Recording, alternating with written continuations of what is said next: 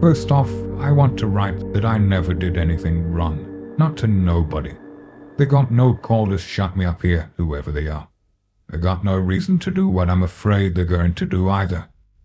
I think they're coming pretty soon, because they've been gone outside a long time, digging, I guess, in that old well, looking for a gate, I heard.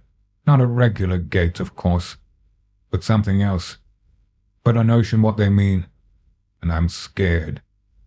I'd look out the windows, but of course they're boarded up, so I can't see.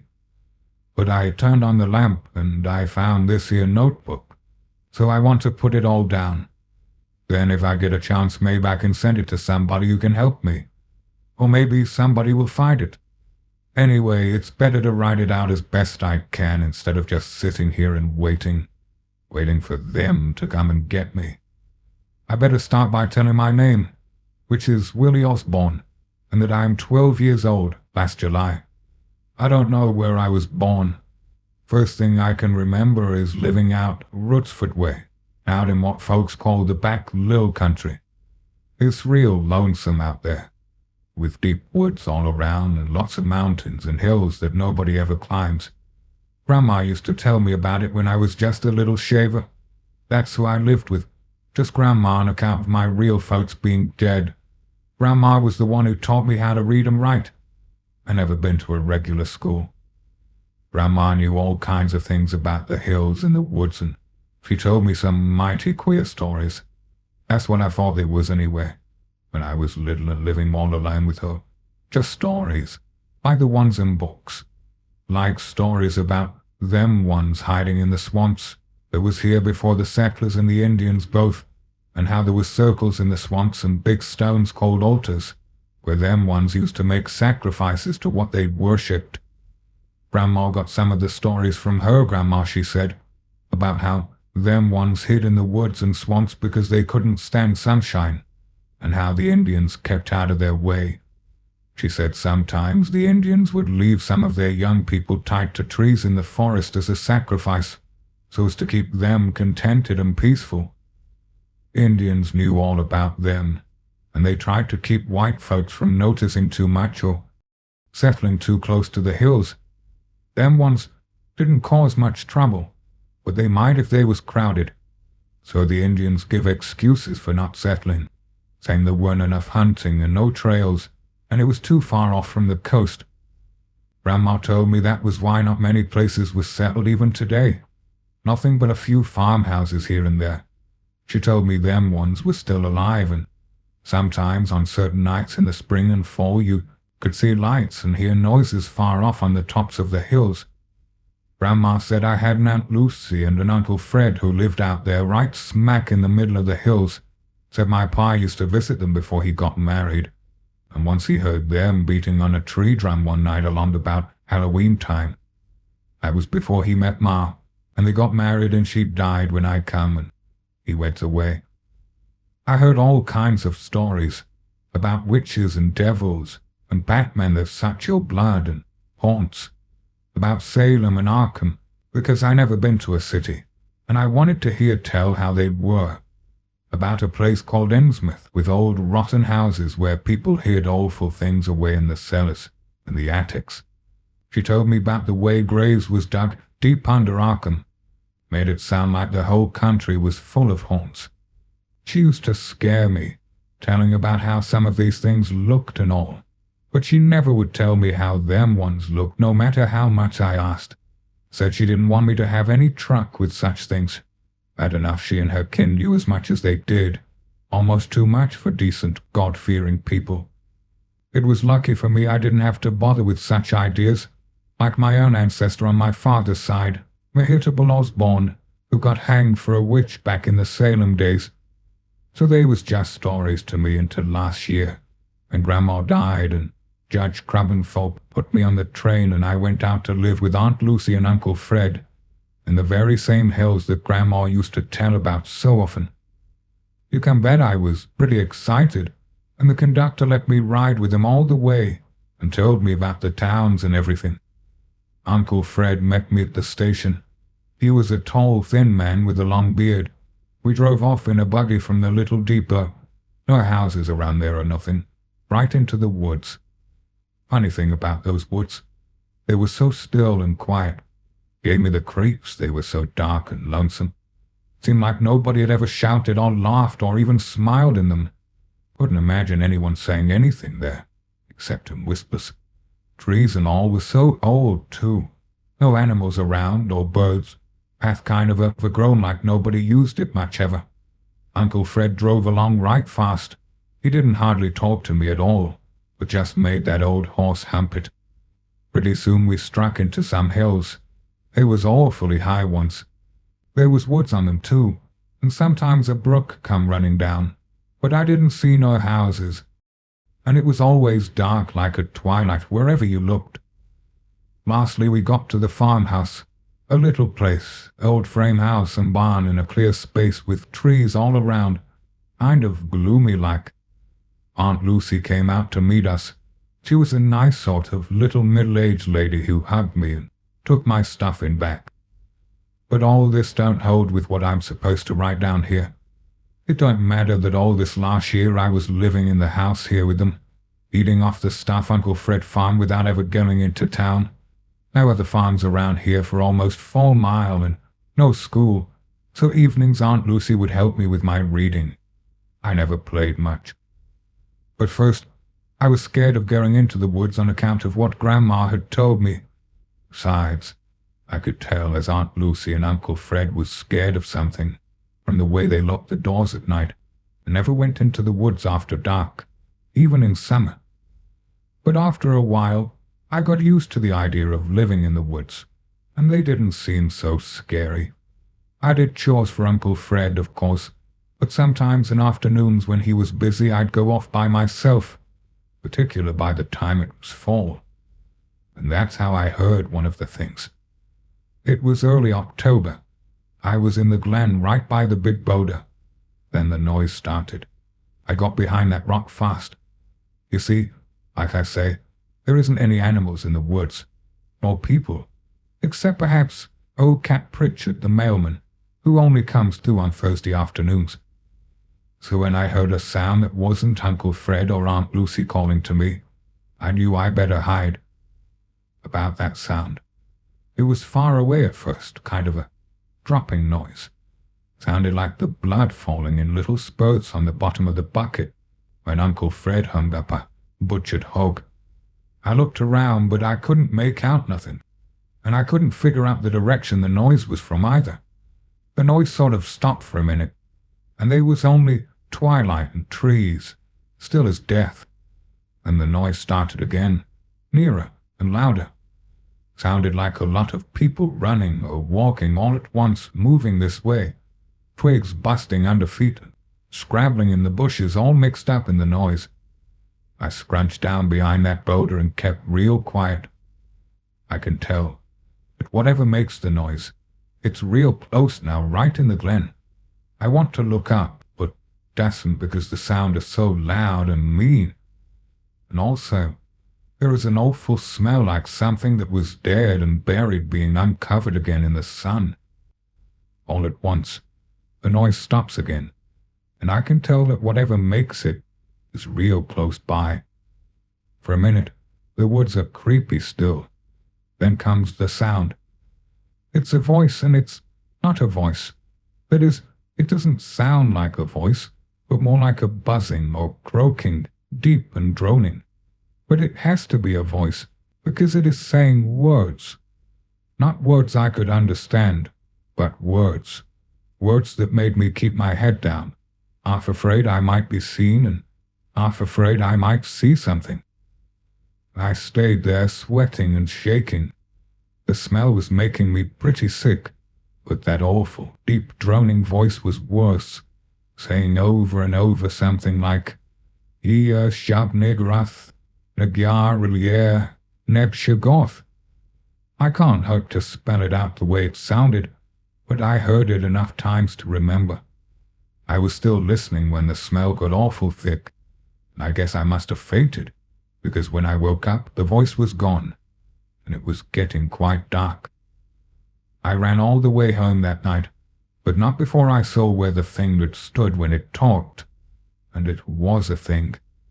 No human being can leave tracks in the mud like goats' hoofs, all green with slime that smell awful. Not 4 or 8, but a couple hundred. I didn't tell Aunt Lucy or Uncle Fred, but that night when I went to bed, I had terrible dreams. I thought I was back in the glen, and this time I could see the thing. It was real tall and all inky black, without any particular shape except a lot of black ropes with ends like hoofs on it. I mean, it had a shape, but it kept changing, all bulgy and squirming into different sizes. There was a lot of mouths all over the thing like puckered up leaves on branches. That's as close as I can come. The mouths was like leaves, and the whole thing was like a tree in the wind, a black tree with lots of branches trailing the ground, and a whole lot of roots ending in hoofs. And that green slime dribbling out of the mouths and down the legs was like sap. Next day I remembered to look in a book Aunt Lucy had downstairs. It was called A Mythology. This book told about some people who lived over in England and France in the old days, and was called Druids. They worshipped trees and thought they was alive. Maybe this thing was like what they worshipped, called a nature spirit. But these Druids lived across the ocean, sir. How could it be? I did a lot of thinking about it the next couple days, and you can bet I didn't go out to play in those woods again. At last I figured it out something like this. Maybe those Druids got chased out of the forests over in England and France, and some of them were smart enough to build boats and come across the ocean like old Leif Erikson is supposed to have. Then they could maybe settle in the woods back here and frighten away the Indians with their magic spells. They would know how to hide themselves away in the swamps and go right on with their heathen worshipping and call up these spirits out of the ground or wherever they come from. Indians used to believe that white gods come from out of the sea a long time ago. What if that was just another way of telling how the Druids got here? Some real civilized Indians down in Mexico or South America, Aztecs or Incas, I guess, said a white god came over in a boat and taught them all kinds of magic. Wouldn't he have been a druid? That would explain Grandma's stories about them ones too. Those druids hiding in the swamps would be the ones who did the drumming and pounding and lit the fires on the hills. And they would be calling up them ones, the tree spirits or whatever, out of the earth. Then they would make sacrifices. Those druids always made sacrifices with blood, just like the old witches. Didn't Grandma tell about people who lived too near the hills disappearing and never being found again? We lived in a spot just exactly like that, and it was getting close to Halloween. That was the big time, Grandma always said. I began to wonder, how soon now? Got so scared I didn't go out of the house. Aunt Lucy made me take a tonic, said I looked peaked. Yes, I did. All I know is one afternoon when I heard a buggy coming through the woods, I ran and hid under the bed. But it was only Cat Pritchard with the mail. Uncle Fred got it and come in all excited with a letter. Cousin Osborne was coming to stay with us. He was kin to Aunt Lucy, and he had a vacation, and he wanted to stay a week. He'd get here on the same train I did, the only train they was passing through these parts, on noon, October 25th. For the next few days we was all so excited that I forgot all my crazy notions for a spell. Uncle Fred fixed up the back room for Cousin Osborne to sleep in, and I helped him with the carpenter parts of the job. Days got shorter right along, and the nights was all cold with big winds. It was pretty brisk the morning of the 25th, and Uncle Fred bundled up warm to drive through the woods. He meant to fetch Cousin Osborne at noon, and it was 7 miles to the station. He wouldn't take me, and I didn't beg. Them woods was too full of creaking and rustling sounds from the wind, sounds that might be something else too. Well, he left, and Aunt Lucy and I stayed in the house. She was putting up preserves now, plums, for over the winter season. I washed out jars from the well. Seems like I should have told about them having 2 wells. A new one with a big shiny pump, close to the house. Then an old stone went out by the barn, with the pump gone. It never had been any good, Uncle Fred said. It was there when they bought the place. Water was all slimy. Something funny about it, because even without a pump, sometimes it seemed to back up. Uncle Fred couldn't figure it out, but some mornings water would be running out over the sides, green, slimy water that smelled terrible. We kept away from it, and I was by the new well till along about noon when it started in to cloud up. Aunt Lucy fixed lunch, and it started to rain hard with thunder rolling in off the big hills in the west. Seemed to me Uncle Fred and Cousin Osborne was going to have troubles getting home in the storm, but Aunt Lucy didn't fret about it, just made me help her put up the stock. Come 5 o'clock, getting dark, and still no Uncle Fred. Then we began to worry. Maybe the train was late, or something happened to the horse or buggy. 6 o'clock, and still no Uncle Fred. The rain stopped, but you could still hear the thunder sort of growling off in the hills, and the wet branches kept dripping down in the woods, making a sound like women laughing. Maybe the road was too bad for them to get through. Buggy might bog down in the mud. Perhaps they decided to stay in the depot overnight. 7 o'clock, and it was pitch dark outside. No rain sounds anymore. Aunt Lucy was awful worried. She said for us to go out and post a lantern on the fence rail by the road. We went down the path to the fence. It was dark and the wind had died down. Everything was still, like in the deep part of the woods. I felt kind of scared just walking down the path with Aunt Lucy, like something was out there in the quiet dark someplace, waiting to grab me. We lit the lantern and stood there looking down the dark road and, "What's that?" said Aunt Lucy real sharp. I listened and heard a drumming sound far away. "Horse and buggy," I said. Aunt Lucy poked up. "You're right," she says, "all at once. And it is because we see it. The horse is running fast and the buggy lurches behind it, crazy like. It don't even take a second look to see something has happened, because the buggy don't stop by the gate but keeps going up to the barn with Aunt Lucy and me running through the mud after the horse. The horse is all full of lather and foam, and when it stops it can't stand still. Aunt Lucy and I wait for Uncle Fred and Cousin Osborne to step out, but nothing happens. We look inside. There isn't anybody in the buggy at all. Aunt Lucy says, "Oh," in a real loud voice and then faints. I had to carry her back to the house and get her into bed. I waited almost all night by the window, but Uncle Fred and Cousin Osborne never showed up. Never. The next few days was awful. There was nothing in the buggy for a clue like to what happened, and Aunt Lucy wouldn't let me go along the road into town or even to the station through the woods. The next morning, the horse was dead in the barn, and of course we would have had to walk to the depot, or all those miles to Warren's farm. Aunt Lucy was scared to go and scared to stay, and she allowed us how when Cap Pritchard comes by we had best go with him over to town and make a report and then stay there until we found out what happened. Me, I had my own ideas what happened. Halloween was only a few days away now. Maybe them ones had snatched Uncle Fred and Cousin Osborne for sacrifice. Them ones, or the Druids. The mythology book said Druids could even raise storms if they wanted to with their spells. No sense talking to Aunt Lucy, though. She was like out of her head with worry anyway, just rocking back and forth and mumbling over and over, "They're gone," and Fred always warned me, and no use, no use.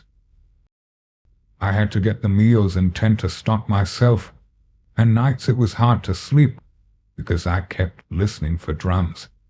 I never heard any, though, but still it was better than sleeping and having those dreams.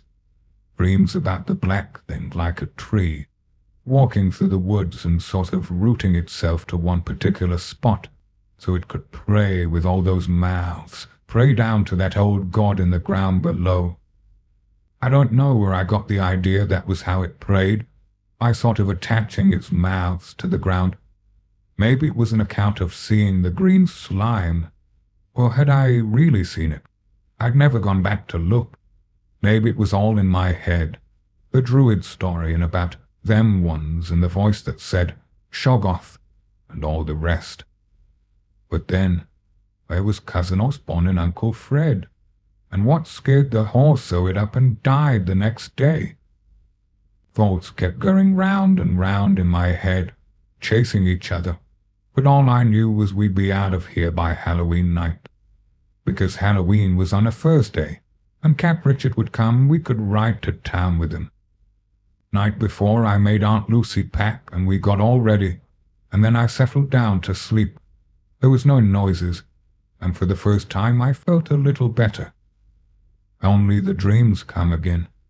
I dreamed a bunch of men come in the night and crawled through the parlor bedroom window where Aunt Lucy slept and got her. They tied her up and took her away, all quiet in the dark, because they had cat eyes and didn't need light to see. The dream scared me so I woke up while it was just breaking into dawn. I went down the hole to Aunt Lucy right away. She was gone. The window was wide open, like in my dream, and some of the blankets was torn. Ground was hard outside the window, and I didn't see footprints or anything, but she was gone. I guess I cried then.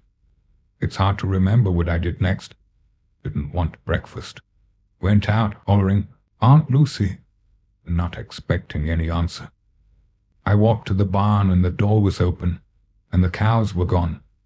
Saw one or two prints coming out the yard and up the road, but I didn't think it was safe to follow them. Some time later I went over to the well and then I cried again because the water was all slimy green in the new one, just like the old. When I saw that, I knew I was right. Them ones must have come in the night and they wasn't even trying to hide their doings anymore, like they was sure of things. The night was Halloween. I had to get out of here. If them ones was watching and waiting, I couldn't depend on Cap Pritchard showing up this afternoon. I'd have to chance it down the road, and I'd better start walking now in the morning, while it was still light enough to make town. So I rummaged around and found a little money in Uncle Fred's drawer of the bureau, and Cousin Osborne's letter with the address in Kingsport he wrote it from.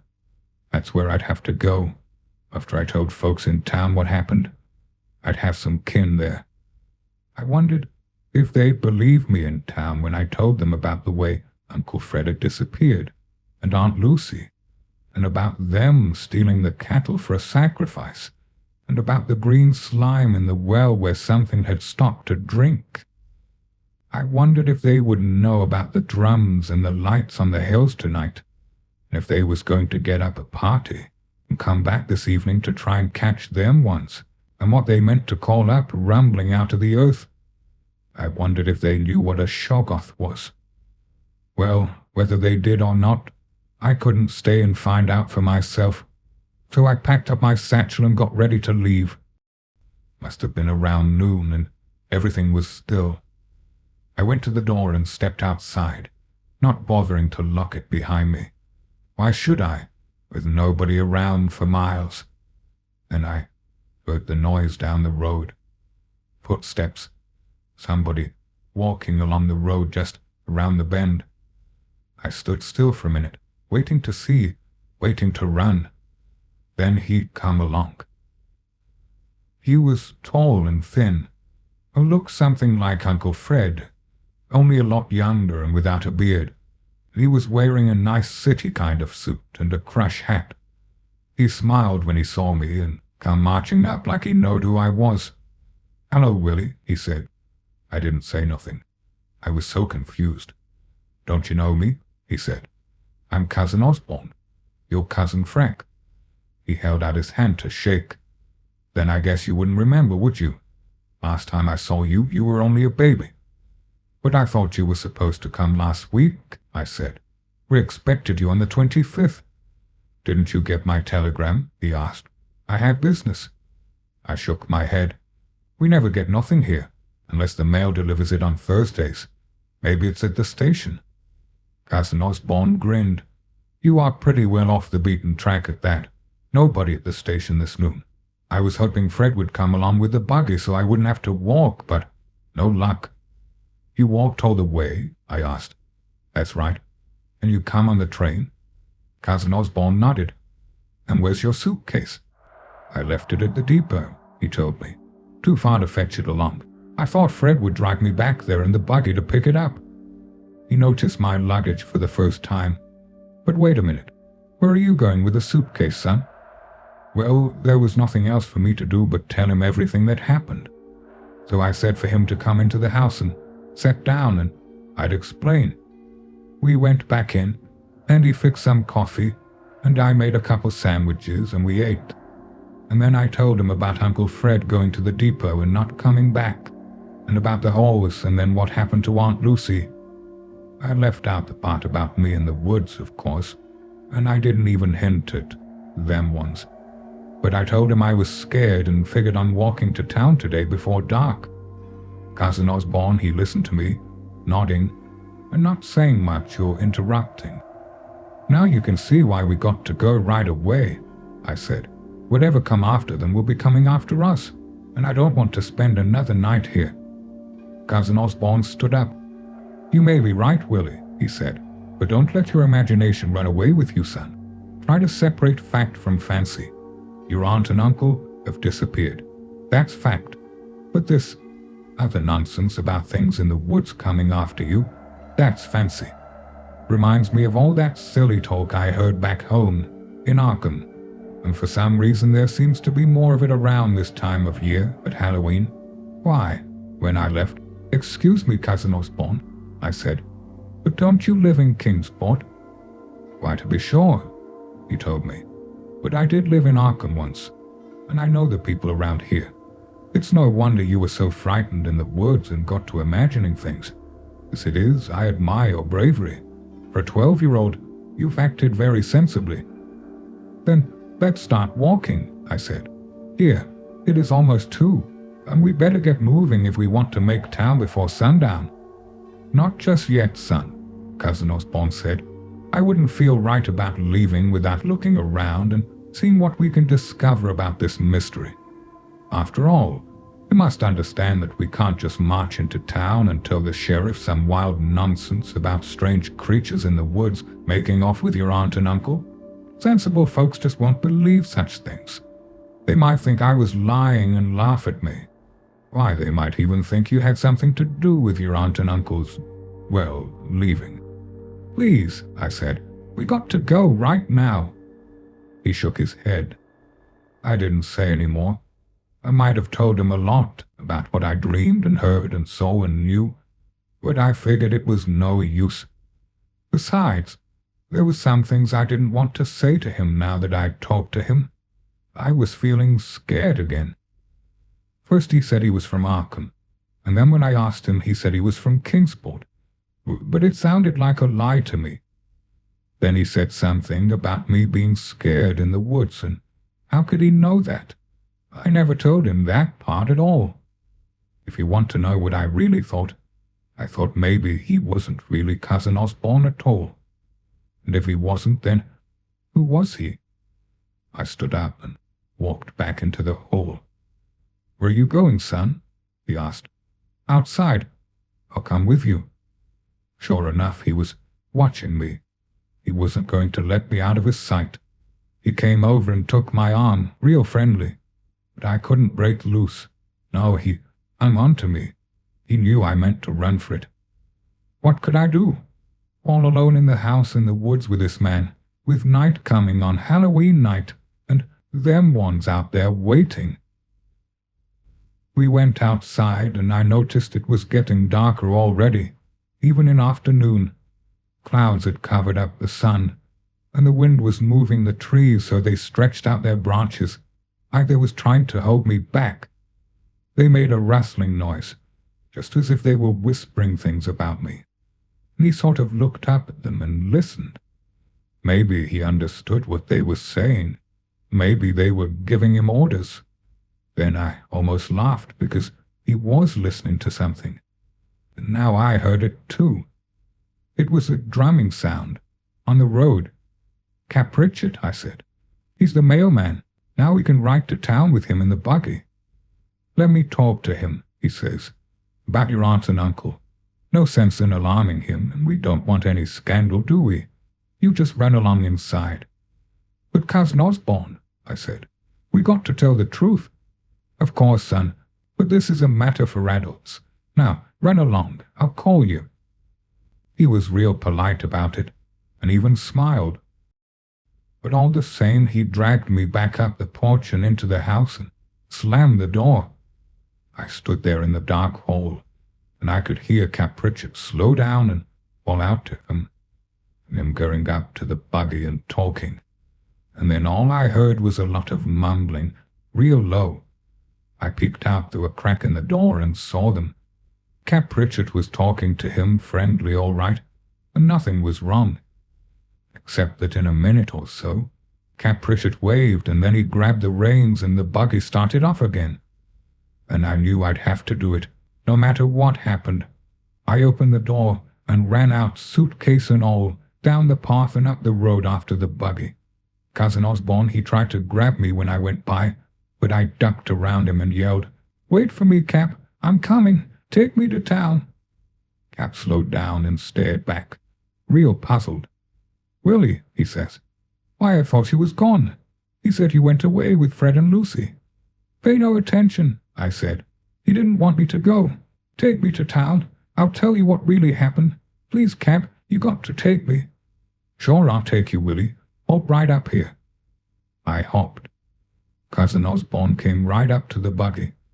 "Here now," he said, real sharp. "You can't leave like this. I forbid it. You're in my custody." "Don't listen to him," I yelled. "Take me, Cap, please." "Very well," said Cousin Osborne. "If you insist on being unreasonable, we'll all go. We cannot permit you to leave alone." He smiled at Cap. "You can see the boy is unstrung," he said, "and I trust you will not be disturbed by his imaginings. Living out here like this, well, you understand. He's not quite himself. I'll explain everything on the way to town." He sort of shrugged at Cap and made signs of tapping his head. Then he smiled again and made to climb up next to us in the buggy seat. But Cap didn't smile back. "No, you don't," he said. "This boy Willie is a good boy. I know him. I don't know you. Looks as if you'd done enough explaining already, mister, when you said Willie had gone away. But I merely wanted to avoid talk. You see, I've been called in to doctor the boy. He's mentally unstable." "Stables be damned." Cap spit out some tobacco juice right at Cousin Osborne's feet. "We're going." Cousin Osborne stopped smiling. "Then I insist you take me with you," he said, and he tried to climb into the buggy. Cap reached into his jacket, and when he pulled his hand out again he had a big pistol in it. "Get down," he yelled. "Mister, you're talking to the United States Mail, and you don't tell the government nothing, understand?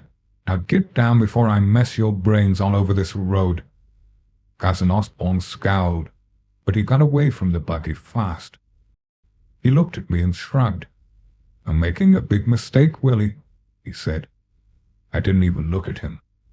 Cap said, "Gee up," and we went off down the road. The buggy wheels turned faster and faster, and pretty soon the farmhouse was out of sight, and Cap put his pistol away and patted me on the shoulder. "Stop that trembling, Willie," he said. "You're safe now. Nothing to worry about. Be in town little over an hour or so. Now you just sit back and tell old Cap all about it." So I told him. It took a long time. We kept going through the woods, and before I knew it, it was almost dark. The sun sneaked down and hid behind the hills. The dark began to creep out of the woods on each side of the road, and the trees started to rustle, whispering to the big shadows that followed us.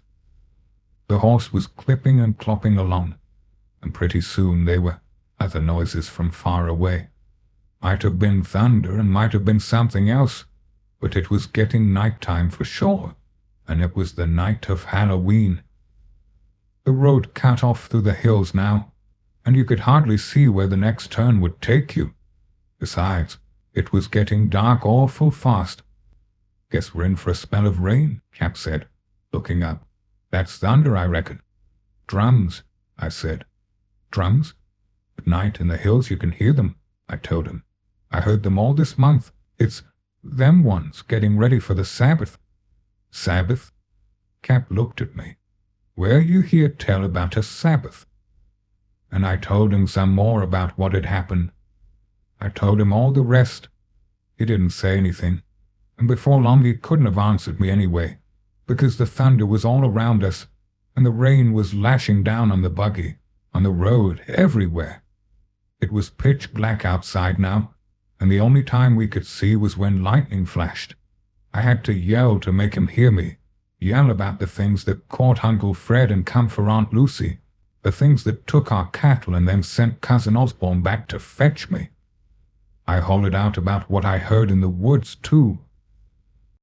In the lightning flashes I could see Cap's face. He wasn't smiling or scowling.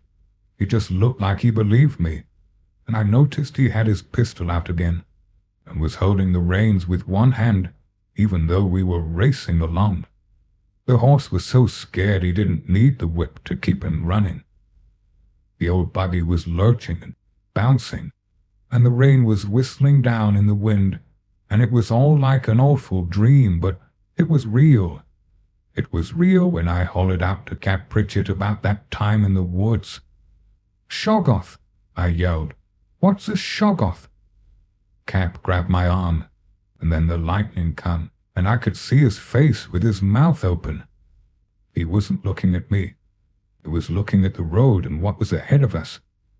The trees sort of come together, hanging over the next turn, and in the black it looked as if they were alive, moving and bending and twisting to block our way. Lightning flickered up again, and I could see them plain. And also something else. Something black in the road. Something that wasn't a tree. Something big and black just squatting there, waiting, with ropey arms squirming and reaching. "Shoggoth!" Cap yelled, but I could scarcely hear him, because the thunder was roaring, and now the horse let out a scream, and I felt the buggy jerk to one side, and the horse reared up, and he was almost into the black stuff. I could smell an awful smell, and Cap was pointing his pistol, and it went off with a bang that was almost as loud as the thunder, and almost as loud as the sound we made when we hit the black thing. Then everything happened at once. The thunder, the horse falling, the shot, and us hitting as the buggy went over.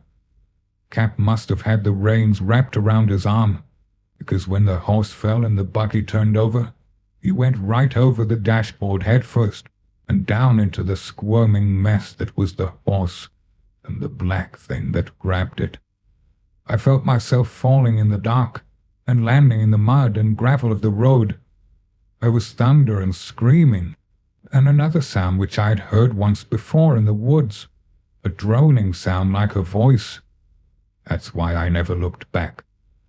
That's why I didn't even think about being hurt when I landed. Was got up and started to run down the road fast as I could. Run down the road in the storm in the dark, with the trees squirming and twisting and shaking their heads, or they pointed at me with their branches and laughed. Over the thunder, I heard the horse scream, and I heard Cap scream too, but I still didn't look back. The lightning winked on and off, and I ran through the trees now because the road was nothing but mud that dragged me down and sucked at my legs. After a while I began to scream too, but I couldn't even hear myself for thunder. And more than thunder, I heard drums. All at once I busted clear of the woods and got to the hills. I ran up, and the drumming got louder, and pretty soon I could see regular, not just when there was lightning, because there was fires burning on the hill, and the booming of the drums come from there. I got lost in the noise, the wind shrieking and the trees laughing and the drums pounding. But I stopped in time. I stopped when I saw the fires plain, red and green fires burning in all that rain.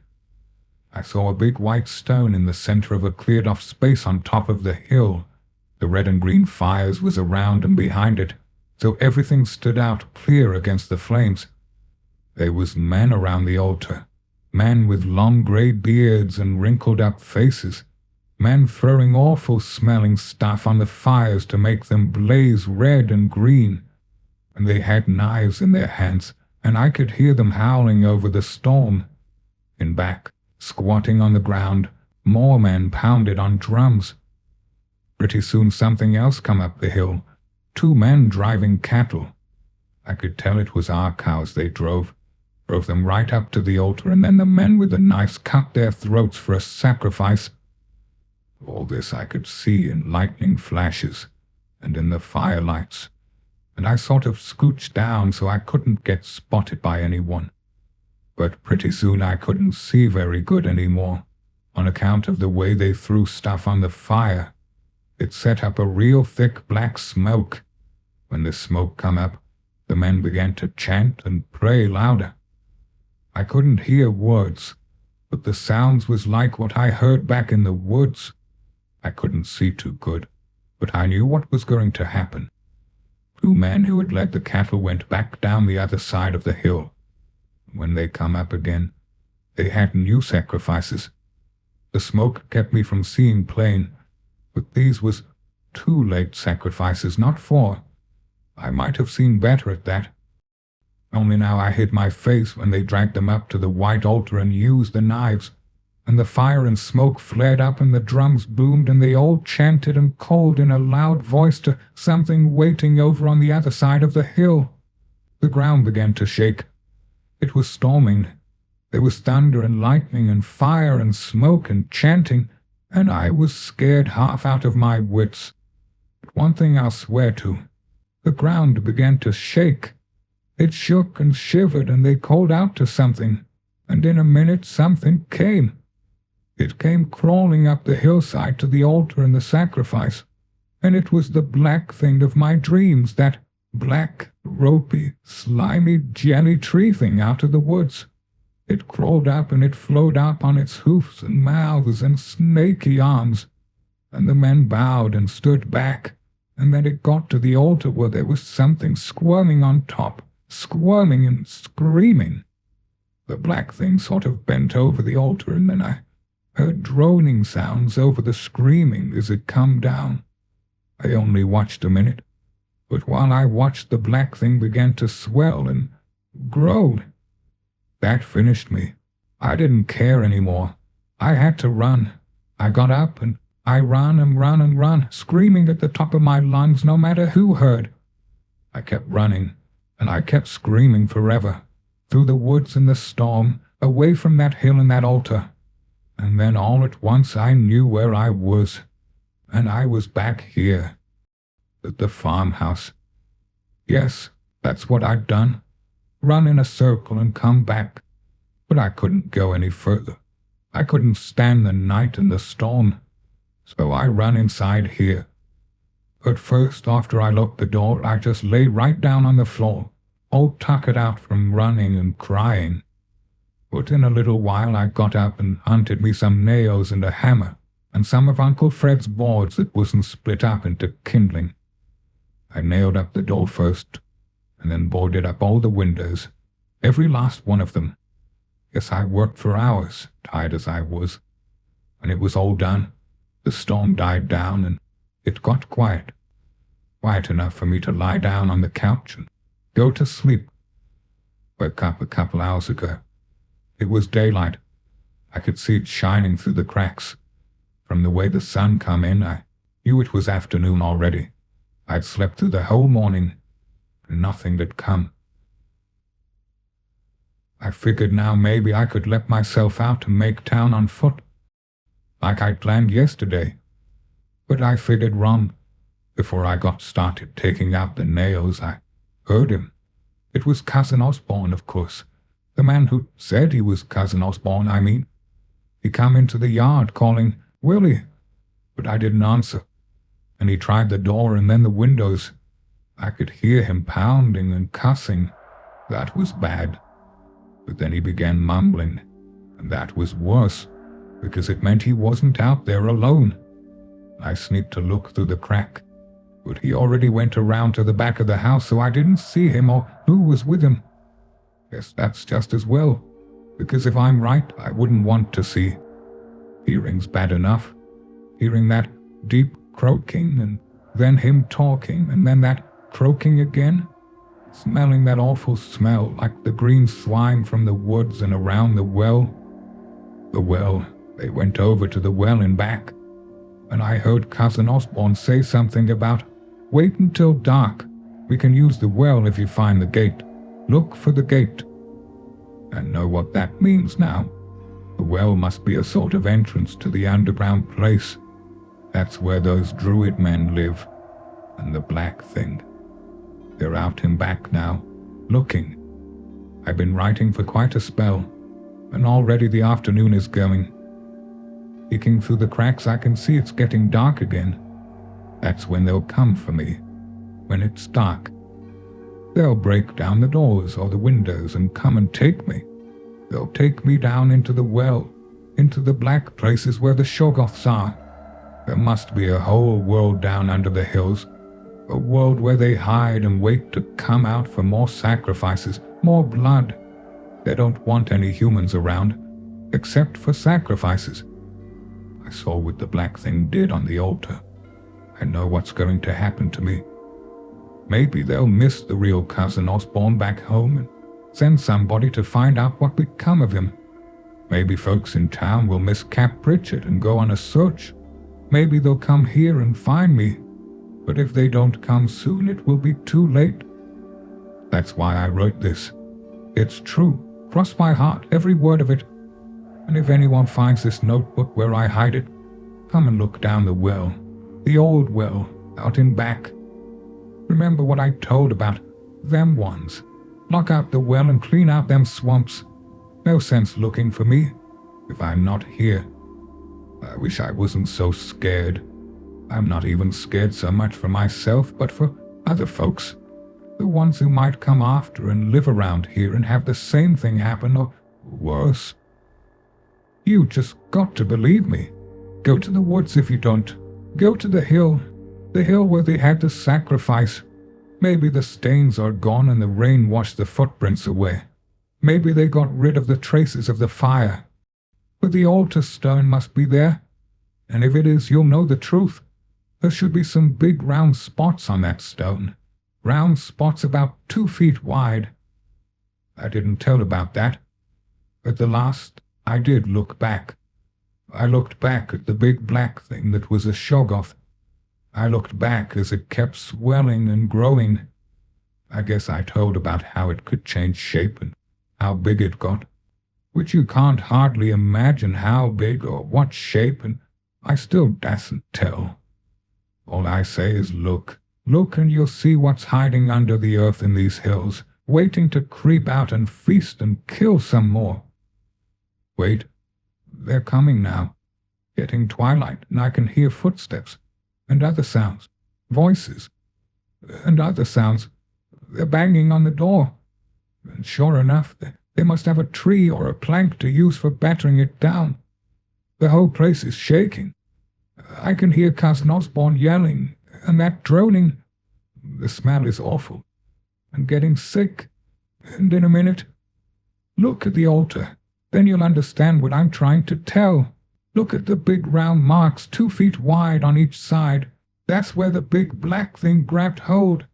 Look for the marks and you'll know what I saw, what I'm afraid of, what's still waiting to grab you unless you shut it up forever under the earth. Black marks 2 feet wide. But they aren't just marks. What they really are is fingerprints. The door is busting.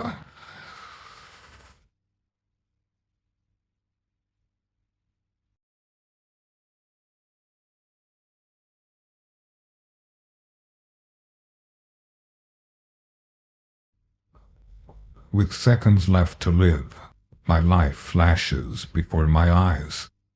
His hands slowly close around my throat, choking off the precious air that my lungs yearned for. I could feel his dry, scratchy skin against the tender flesh of my neck. I know who he is, but even now, I realize that I've never seen his face. It's as if in this split second, everything is moving in slow motion, and all of my childhood memories rush back through my mind. It's as if my subconscious is desperately searching for a way out, a way to remove myself from the danger.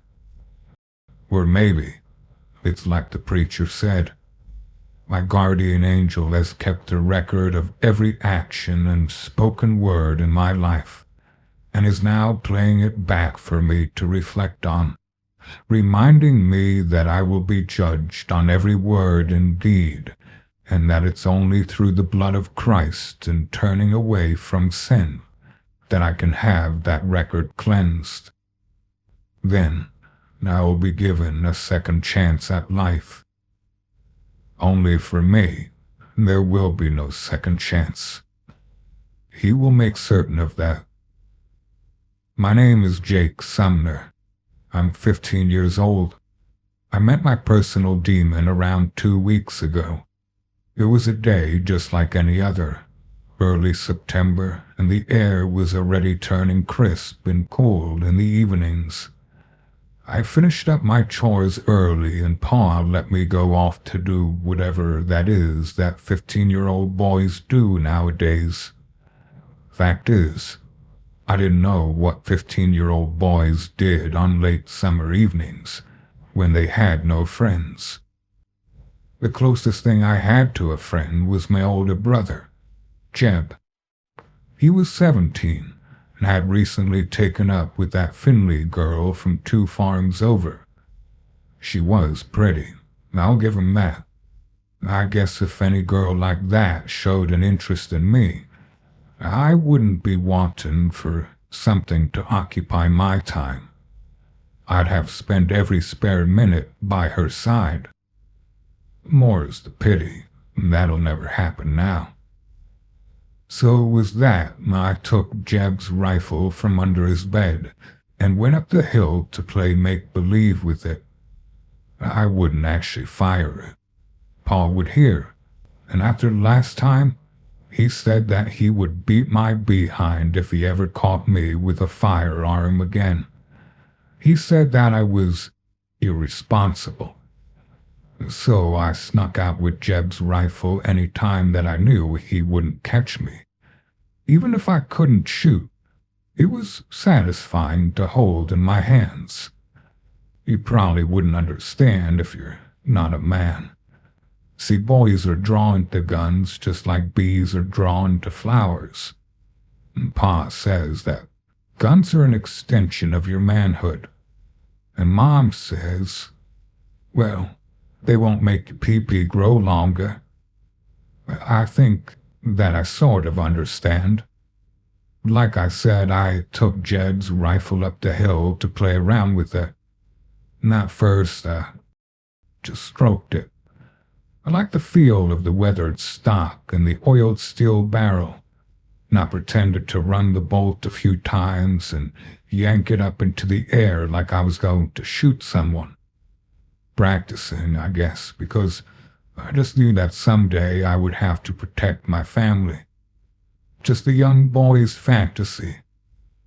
And then I saw him. You see, I spotted a lone rider across the field. He must have been a half a mile away. I drew a bead on him to practice my aim. Pow, I said, pretending that I'd shoot him. Pow, pow. My finger must have actually squeezed the trigger, because Jeb's old rifle went off in my hand.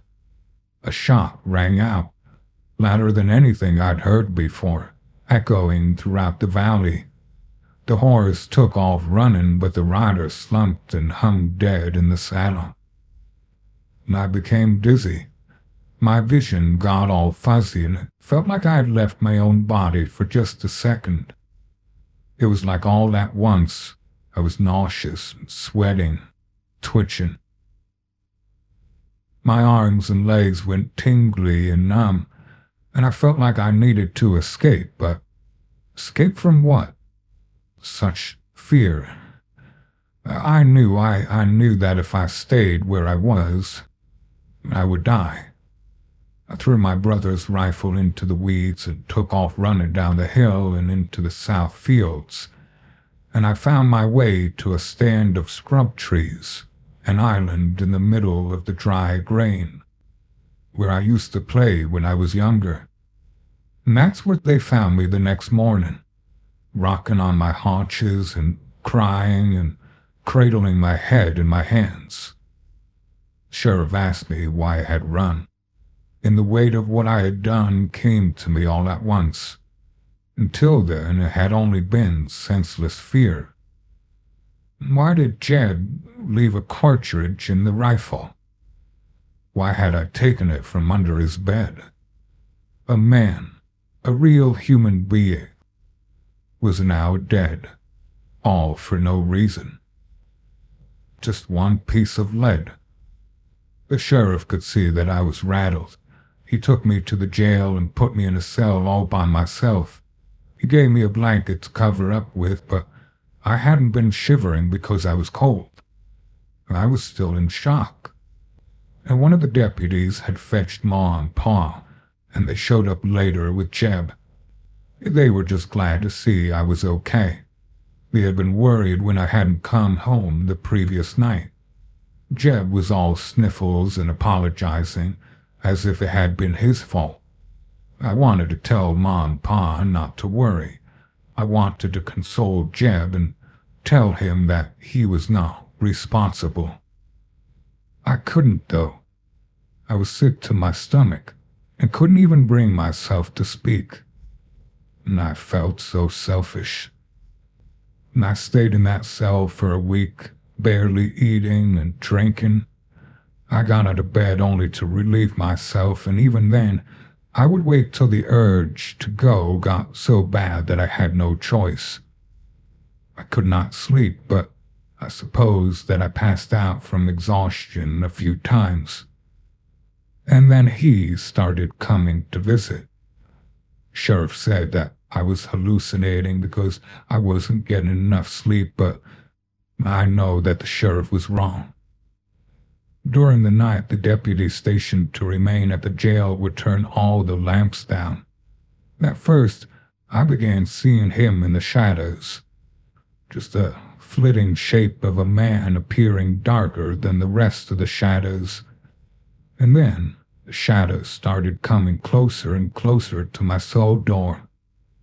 Although his face was never fully revealed in the light, I was thankful for that. I knew who he was. I did not want to look at him, especially not after what the deputy had told me. Well, apparently I'd almost missed the rider.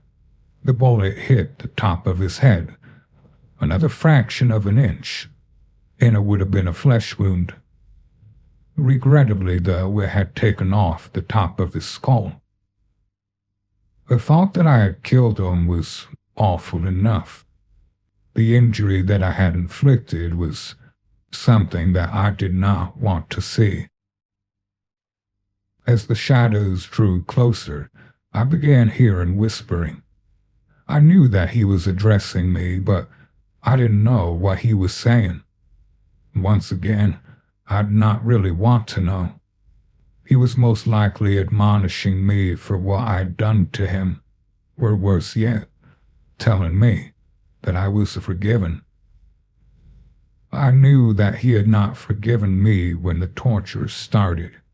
Several times a day I would shift in my bed and feel a sharp, piercing sensation, sometimes in my thigh, sometimes in my back, and I would instinctively touch the area and draw back a hand smeared with blood. And each time, I would search that mattress for a thorn and shake out the blanket, but I never found nothing. In my feverish mind, I became convinced that it was him, that he was scratching at me with thick and goatish nails, that he had begun to take his revenge, and it would quickly grow worse. I remember one of the preacher's sermons where he told me how the dead could take vengeance on the guilty. There was a date set for trial. The circuit judge would be making an appearance in town at the beginning of the following week. The unknown future that lay ahead of me made me antsier than ever, so the sheriff asked the preacher to come talk to me, to try to bring some peace to my soul. Preacher Carey did just the opposite of comforting me. When I spoke of the stabbing, scratching, and blood, he confirmed that it could indeed be the spirit of a dead man taking his revenge upon me. He said that there were 4 physical signs of possession: pricking, headaches, paralysis, and finally, strangulation. I expressed my conviction that the pricking of my skin, along with my visions in the shadows, established the fact that I was, to be sure, experiencing a haunting. And when I asked what I could do to relieve my suffering, the preacher quoted the Bible, James 4:7. "Subject yourselves therefore to God, but oppose the devil, and he will flee from you." Pitiful comfort is my current situation. It wasn't the devil haunting me.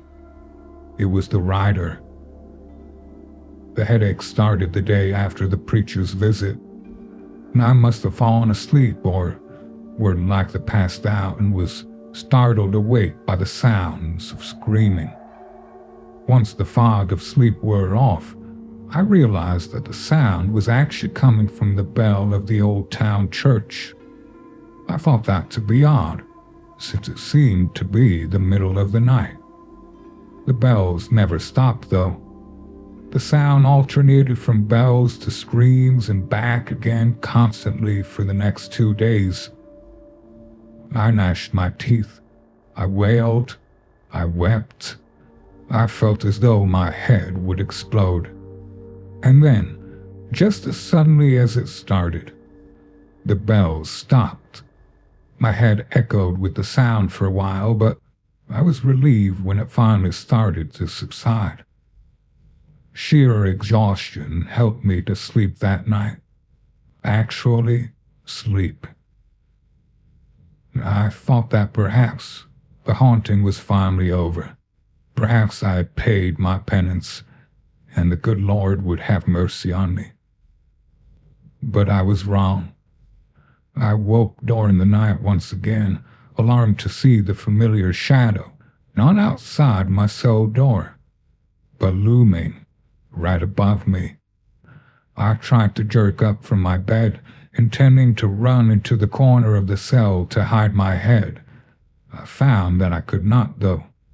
It was as if the shadow was holding me down, pressing on my chest and holding my arms at my sides. I could not even kick my legs. I imagined myself as a butterfly wrapped in a cocoon that was ready to burst, but I did not have the strength to break free. With the hope that the deputy would soon find me, I cried myself to sleep that night. When the deputy did wake me in the morning, he was surprised to find that my blanket had been tucked under the mattress on all sides, swaddling me like a baby and leaving me helpless. He nor I could understand how I had come to be that way. I certainly couldn't have done it myself, and as far as he knew, well, no one else had been in the cell during the night. The anxiety quickly built all through the week. I could only dread what would come next. Before the ensuing torment that I feared would come next, I was informed that the judge had arrived in town, and my trial would be held the following day. No shadow come during the night, but my sense of panic had grown so great that it did not matter. I was a wreck. I looked forward to going in front of the judge and a jury of my peers so that I could be exonerated or sentenced to hang. I did not care which, as long as it meant that I would be leaving the confines of the torture chamber that was my jail cell. Now I stood behind the bar in that courthouse the next day, hands tied behind my back. It seemed like the whole town was there to watch. The judge sat impossibly high up in his chair and asked me to explain my depravity to the jury. What was going through my mind? My life was now in the hands of the jury, and just as I had played God with the life of the writer, so now my own fate would be decided with their verdict. It wasn't long before I discovered the power of life over death.